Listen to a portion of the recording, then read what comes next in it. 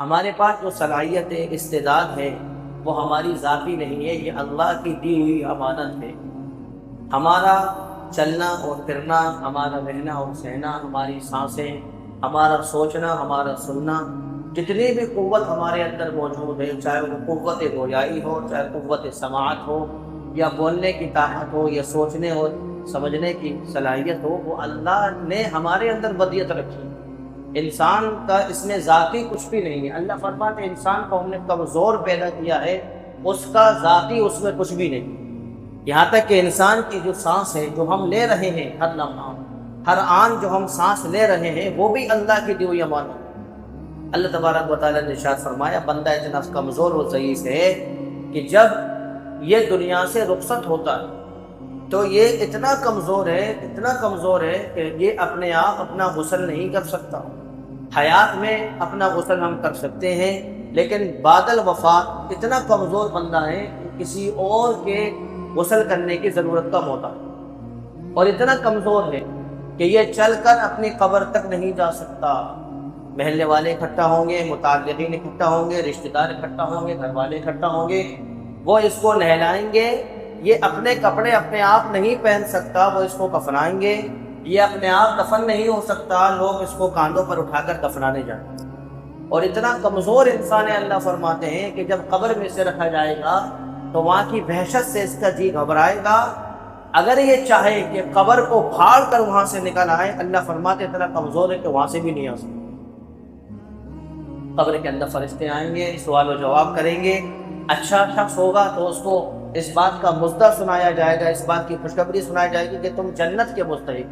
برا شخص ہوگا تو اس بات کا مستحق ہوگا، اس کو یہ خبر سنائی جائے گی تم جہنم کے مستحق ہیں، یہ خبر سنائی جائے گی اس کو۔ لیکن وہ اس کے باوجود بھی اتنا کمزور ہے کہ وہ قبر سے اٹھ کر باہر نہیں آ سکتا۔ اللہ فرماتے ہیں خلق الانسان ضعیفا، انسان بہت کمزور پیدا کیا گیا۔ اب جب کمزور انسان پیدا کیا گیا ہے تو انسان کے پاس جو چیزیں ہیں اس پر تکبر کرنا اور اس پر اکڑ دکھلانا اور اس پر گھمنڈ کرنا، یہ انسان کی شان کے خلاف ہے۔ ہارون رشید بڑا بادشاہ گزرا ہے۔ ان کے زمانے میں ایک بزرگ تھے بڑے اللہ والے، حضرت سماک رضی رحمۃ اللہ علیہ، ان کے زمانے میں بزرگ تھے۔ ہارون رشید کا بزرگوں سے، اللہ والوں سے بڑا تعلق تھا۔ ان کی مجلسوں میں بزرگ آتے تھے، ان سے وہ مسائل پوچھتا تھا ہارون رشید، ان سے وہ فیضیاب ہوتا تھا۔ تو ایک مجلس میں ہارون رشید کی حضرت سماک رحمۃ اللہ علیہ بھی تشریف فرما تھے۔ تو ہارون رشید کو بہت سخت پیاس لگی۔ گرمی کے زمانوں میں، گرمی کی شدت میں ہمیں پیاس لگتی ہے، اس پیاس کی شدت میں ایسا محسوس ہوتا ہے کہ کہیں سے بھی ٹھنڈا پانی میسر ہو جائے، کہیں سے بھی ٹھنڈا پانی ہمیں حاصل ہو جائے، چاہے وہ جتنی قیمت پر ہمیں مل جائے۔ کبھی کبھار ماحول ایسا بن جاتا ہے، ایسی جگہ ہم پہنچ جاتے ہیں جہاں پانی کی قلت ہے، تو وہاں آدمی ہر ممکن قیمت پر پانی خریدنا چاہتا ہے۔ ہارون رشید کو پیاس لگی، اس نے اپنے وزراء سے کہا کہ پانی لے کر آؤ۔ تو ان کے جو وزراء تھے وہ پانی لے کر آئے۔ تو پانی جب ہارون رشید پینے لگا تو حضرت سماک رحمۃ اللہ علیہ نے اس سے کہا ہارون رشید سے کہ ایک بات بتاؤ آپ پانی پینے سے پہلے، کہ اگر میں یہ کہوں آپ سے کہ یہ جو پانی آپ پی رہے ہیں اور اتنی پیاس کی شدت میں آپ کو پانی کی ضرورت ہے، اگر میں یہ کہوں آپ سے کہ آپ آدھی سلطنت کسی کو دے دیں اس پانی کے گلاس کے بدلے میں، تو ہارون رشید نے کہا مجھے اتنی سخت پیاس لگی ہوئی ہے کہ اگر اس پانی کے بدلے میں کوئی میری آدھی سلطنت بھی لے لے، میں اسے دے دوں گا۔ حضرت سماک رحمۃ اللہ علیہ نے کہا اچھا جب وہ پانی آپ پی لیں گے آدھی سلطنت دے گا، تو وہ پانی جب بدن کے اندر جائے گا، جسم کے اندر جائے گا، تو وہ پیشاب کی شکل میں باہر نکلے گا، قضاء حاجت کی شکل میں۔ تو مجھے یہ بتائیں اگر آپ کا پیشاب بند ہو جائے اور کوئی یہ کہے کہ ہم آپ کا پیشاب چالو کر دیں گے، کیا آپ اس کو آدھی سلطنت دیں گے؟ ہارون رشید نے کہا ہاں میں اس کو آدھی سلطنت دے دوں گا، وہ تکلیف جو مجھے پیشاب کے رکنے سے ہوگی اس کے عوض میں آدھی سلطنت اسے دے دوں گا۔ ارے سماک رحمۃ اللہ علیہ نے فرمایا کہ دنیا جو تمہارے پاس ہے، بادشاہت جو تمہارے پاس ہے، سلطنت جو تمہارے پاس ہے، اس کی قیمت صرف ایک گلاس پانی ہے جو تمہارے اندر گیا، یا وہ پیشاب ہے جو تمہارے پیٹ کے اندر بن رہا ہے، اس کے علاوہ دنیا کی کوئی قیمت نہیں ہے۔ حضرت سماک رحمۃ اللہ علیہ نے فرمایا ہارون رشید سے، ہارون رشید اتنی کمزور چیز کے بدلے میں جو دنیا ہے، اس کے بدلے میں اپنی آخرت کو خراب نہیں کرنا، اس دنیا کے بدلے میں اپنی آخرت کو خراب نہیں کرنا۔ حضرت سماک رحمۃ اللہ علیہ نے ہارون رشید سے کہا، خلق الانسان ضعیفا، انسان بڑا کمزور ہے، اپنی صلاحیت ذاتی نہیں ہے، اپنی قوت ذاتی نہیں ہے، اپنی استعداد ذاتی نہیں ہے، ہمارے پاس جو سانسوں کے لمحات ہیں وہ اپنے ذاتی نہیں ہیں، اللہ کب اس کو لے لے اللہ کی ملکیت میں ہے، ہمارا اپنا فن، اپنا ماہر ہونا یہ اپنا ذاتی نہیں ہے، سب اللہ کی ملکیت میں۔ جب انسان کے پاس اس کا خود کچھ بھی نہیں ہے تو انسان کو کسی چیز پر اکڑنے کی، کسی چیز پر تکبر کرنے کی اور کسی چیز کے متعلق گھمنڈ کرنے کی قطعی اجازت نہیں۔ آپ کے پاس آپ کا کچھ بھی نہیں۔ اللہ تبارک و تعالیٰ نے جو سانسیں دی ہیں، جو قوت دی ہے، جو استعداد دی ہے، وہ اللہ کی ہے۔ اللہ فرماتے ہیں پہلی کمی انسان کی ہے کہ ہم نے اسے کمزور بنا، اس کا کچھ بھی نہیں ہے اس کے پاس، اس کا کچھ بھی نہیں ہے اس کے پاس، اس کی صلاحیتیں، استعداد، قوت اس کے ذاتی نہیں ہے۔ اللہ فرماتے ہیں خلق الانسان ضعیفا، انسان بڑا کمزور پیدا کیا گیا۔ اللہ تبارک و تعالیٰ نے ہماری اور آپ کی دوسری کمی قرآن کریم کے اندر ارشاد فرمائی، دوسری خامی کیا ارشاد فرمائی؟ وَقَانَ الْإِنسَانُ أَكْثَرَ شَيْءٍ جَدَلًا، کہ انسان بہت زیادہ جھگڑنے والا، جھگڑالو بہت ہے انسان۔ آپ دیکھیں جھگڑنے میں انسان اتنا آگے ہے کہ ذرا سی بات پر وہ جھگڑنے کو تیار ہو جاتا ہے، لڑنے۔ اگر وہ کہتا ہے کہ سامنے والے نے مجھے ایک گالی دی ہے تو میں 3 گالی جب تک اسے نہیں دوں گا میری روح کو ٹھنڈک نہیں مل سکتی۔ انسان اتنا جھگڑالو ہے، قرآن کہتا ہے یہ کمی ہے ہماری۔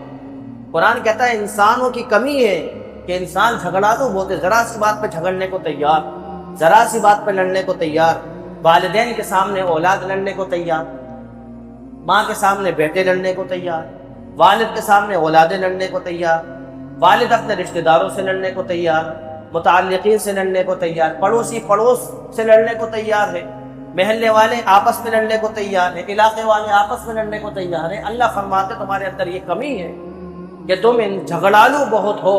نبی علیہ الصلوۃ والسلام کی شریعت نے اس بات سے قطعی امت کو منع کیا ہے کہ انسان کے اندر لڑائی جھگڑا ہو، اس سے منع کیا۔ ہر وہ چیز جو ہمارے اندر جھگڑے کو اور لڑائی کو فروغ دے رہی ہے، شریعت اسلامیہ کا یہ مزاج ہے کہ اس کو ختم کر دیا جائے۔ نزاع کی، جھگڑے کی کوئی صورت کسی علاقے میں پیش نہیں آئے، امت کا شیرازہ اس سے بکھرے گا اور آپسی اتحاد ختم ہوگا، امت انتشار کی نظر ہو جائے۔ اس لیے وہ کمی جو قرآن نے بیان کی ہے، پہلی کمی اللہ فرماتے تم بڑے کمزور ہو۔ جب کمزور ہو تو اللہ کے سامنے اکڑنے کی ضرورت نہیں ہے، کسی کے سامنے تکبر کرنے کی ضرورت نہیں ہے، اپنی قوت پر، اپنی استعداد پر، اپنی صلاحیت پر، اپنے مال پر، اپنے جائیداد پر اکڑنے کی ضرورت نہیں ہے۔ اللہ فرماتے کیونکہ تم ضعیف ہو۔ دوسری کمی اللہ تبارک و تعالیٰ فرماتے ہیں تم جھگڑالو بہت ہو۔ مذہب اسلام کیا کہتا ہے، شریعت کیا کہتی ہے؟ آپ کو جھگڑنے کی ضرورت نہیں۔ وہ چیزیں جو جھگڑا پیدا کریں، وہ چیزیں جو آپسی اختلافات پیدا کریں، آپسی نزاع پیدا کریں، ایسی چیزوں کو برسر عام لانے کی ضرورت نہیں ہے، کیونکہ اس سے امت کا شیرازہ منتشر ہوگا۔ اللہ نے فرمایا اس انسان کی تیسری کمی کیا ہے؟ تیسری کمی اس انسان کی یہ ان الانسان لربہ لکنود، انسان اپنے رب کے ساتھ بڑا بخیل ہے۔ اللہ فرماتا ان الانسان، عربی کے اندر اللہ تبارک و تعالیٰ نے اس آیت کریمہ کے اندر انا کو شروع میں اللہ تبارک و تعالیٰ انا، عربی زبان کے اندر انا جہاں آتا ہے وہاں مطلب ہوتا ہے کہ بات اتنی پختہ ہے جس کی کوئی گنجائش نہیں۔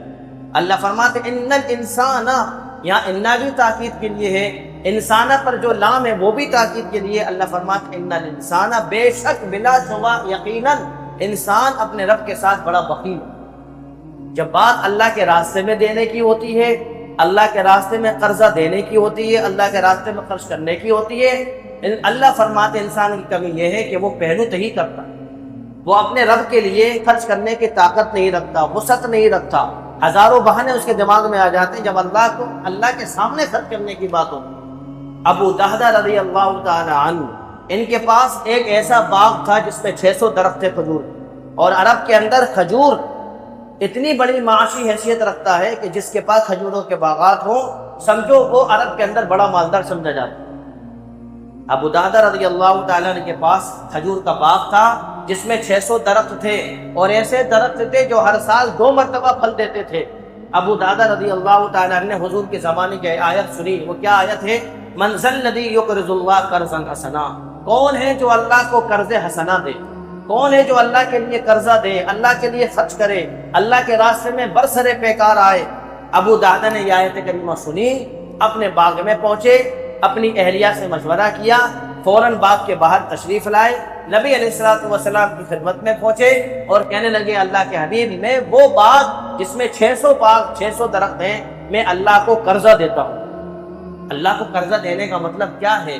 کہ اللہ کے لیے وہ وقف ہو گیا ہے، اس سے یتیم فائدہ اٹھائیں گے، اس سے مسکین فائدہ اٹھائیں گے، وہ خرچے میں بیواؤں کے آئے گا، جو مقروض ہیں، جو مستحق ہیں، ان کے لیے وہ باغ استعمال ہوگا۔ ابو درداء رضی اللہ تعالیٰ نے فرمایا اللہ کے حبیب، میں اس باغ کو اللہ کو قرضہ دیتا ہوں۔ اللہ کے حبیب صلی اللہ علیہ وسلم نے فرمایا واہ واہ ابو درداء۔ ابو درداء رضی اللہ تعالیٰ عنہ پہنچے اپنے باغ میں، اپنی اہلیہ سے کہا اے ام درداء، اس باغ سے باہر نکل آؤ، اب یہ ہماری ملکیت میں نہیں ہے، اب یہ باغ ہماری ملکیت میں نہیں ہے، میں نے اس کو اللہ کے لیے قرضہ دے دیا، اللہ کو قرضہ دے دیا۔ ابو درداء رضی اللہ تعالیٰ عنہ کی اہلیہ باہر آئی، 2 چھوٹے چھوٹے بچے تھے، ان کے پاس سوائے اس باغ کے کچھ بھی نہیں تھے، لیکن ان کی اہلیہ اور ابو درداء، ان کے 2 بچے حضور کے پاس پہنچے اور نبی علیہ الصلوۃ والسلام سے کہا اے اللہ کے حبیب صلی اللہ علیہ وسلم، یہ بتائیں کہ اللہ تعالیٰ کیا فرماتا ہے؟ من ذا الذی یقرض اللہ قرضا حسنا، یہ آیت کریمہ کا ٹکڑا نازل ہوا، کون ہے جو اللہ کو قرض حسنا دے، اتنا ہوا نازل بس۔ پھر ان نے فرمایا اے اللہ کے حبیب، اللہ آگے کیا کہتا ہے؟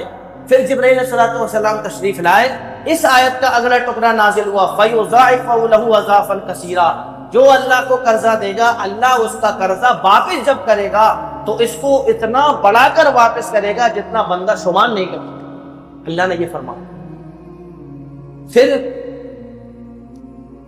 مسلم کی روایت آپ دیکھیں، ترمذی کی روایت آپ دیکھیں، بخاری کی روایت آپ دیکھیں، سنن نسائی آپ دیکھیں، ابن ماجہ آپ دیکھیں، ابو داؤد آپ دیکھیں، سنن بیہقی دیکھیں، مستدرک حاکم دیکھیں، سنن کبریٰ دیکھیں، طبرانی دیکھ لیں، جتنی بھی احادیث کی معتبر کتابیں ہیں، سیاہ ستہ کو لے کر دیگر احادیث کی کتبیں ہیں، ان میں آپ دیکھ لیں نبی علیہ الصلوۃ والسلام نے اسی موقع پر ارشاد فرمایا میں جنت کے اطراف میں اس کے لیے محل بنانے کی ذمہ داری لیتا ہوں جو اللہ کے راستے میں خلوص للہیت کے ساتھ خرچ کرے۔ یہ حدیث کا ٹکڑا۔ پھر فرمایا میں جنت کے درمیان میں ایک گھر بنانے کی ذمہ داری لیتا ہوں اس شخص کے لیے جو مذاق میں بھی جھوٹ چھوڑ دے۔ پھر فرمایا میں درمیان میں جنت کے دوسرے کنارے میں ایک گھر بنانے کی ذمہ داری لیتا ہوں اس کے لیے جو حق پر ہونے کے باوجود بھی جھگڑا چھوڑ دے۔